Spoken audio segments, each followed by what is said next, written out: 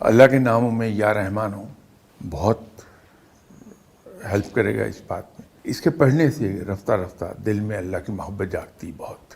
تو جب اللہ سے انسان سچے دل سے پیار کر رہا ہے تو پھر اس کی ہر بات مانتا ہے. اسی طرح سورہ بقرہ اس سلسلے میں بہت معاون ہوتی کہ اگر ہم ریگولرلی اس کو پڑھ رہے ہیں. ظاہر 250 پارے پر محیط ہے وہ. ایک وقت میں تو آج کے زمانے میں پڑھنا اتنا آسان نہیں ہوا جتنا حصہ آسانی سے پڑھ سکیں. کیونکہ عبادات کے اندر ایک چیز ہے کہ ہم شروع میں جوش و خروش کے ساتھ ہم زور بہت دے دیتے ہیں عبادات میں. اسے ہم مینٹین نہیں کر پاتے. کچھ عرصے کے بعد اس میں کمی آ جاتی یا چھوڑ جاتے ہیں.